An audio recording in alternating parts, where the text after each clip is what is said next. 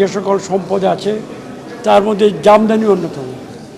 এগুলো নিয়ে আমি গর্ববোধ করি। ইতিমধ্যে আমরা বিশ্ব বাণিজ্য সংস্থা যে এটাকে জিআই রেজিস্ট্রেশন বলে আমরা করেছি, মানে এইটা আমাদের নামেই থাকবে বাংলার নিজস্ব সম্পদ হিসাবে।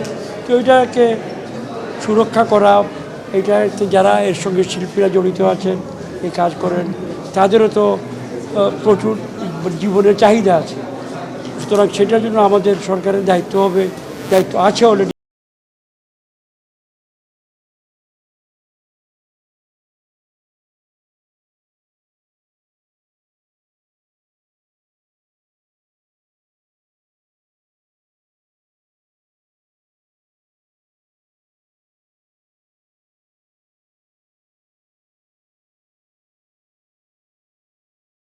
পরিচয়টাকে আমরা তুলে ধরতে চাই, আর পরিচয় বাঙালি হিসাবে।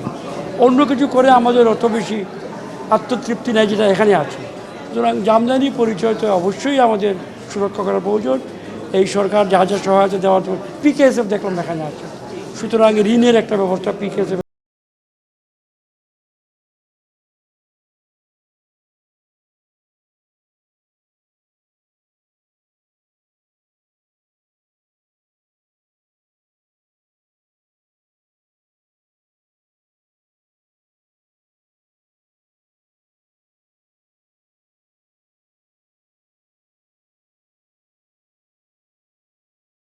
এই বার্তা হলো জামদানি একটা অতি অনন্য অসাধারণ একটি বয়নক্রিয়া। এই বয়ন শিল্পের যে জিনিসগুলো তৈরি হয় সেগুলার মাত্রার কোনো শেষ নাই, গভীরতার কোনো শেষ নাই। কত সুন্দর করে জামদানি তৈরি করা যায়, কত সূক্ষ্ম সুতায়, কত সূক্ষ্ম নকশায়, সেটার একটা জ্বলন্ত নজির আমরা এখানে উপস্থাপনা করেছি। আমরা আদি জামদানির ডিজাইন জোগাড় করেছি, বিলুপ্ত জামদানির ডিজাইন জোগাড় করে সেগুলা আমরা তাঁতিদেরকে দিয়েছি। প্রথম আমরা ছোট ছোট সোয়াচে যেসব তাঁতিরা সবচেয়ে ভালো করে তৈরি করতে পেরেছে তাদেরই সুযোগ দিয়েছি শাড়িগুলো করার, এবং অত্যন্ত পারদর্শিতার সঙ্গে এই শাড়িগুলো বয়ন হয়ে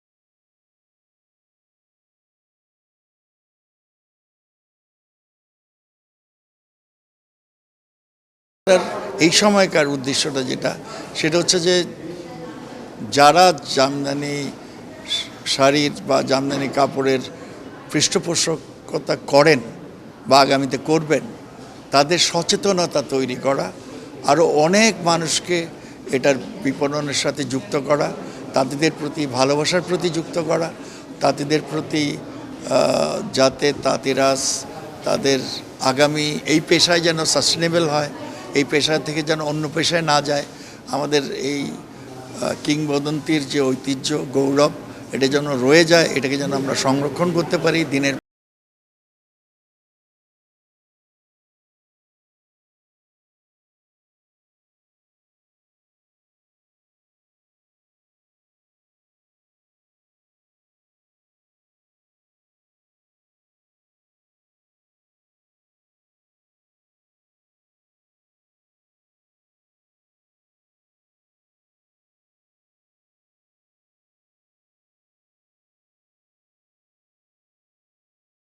নকল করতে পারছে না, সুতরাং এটা আমাদের শক্তি।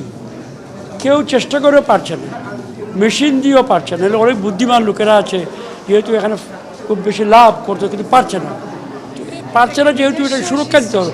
এখন যারা এটা বানায় তারা যদি ধুকে ধুকে মরে, তারা যদি তাদের প্রকৃত স্বীকৃতি এবং আর্থিক না পায়, তাহলে তারা টিকে থাকবে না, তারাও শেষ হয়ে যাবে।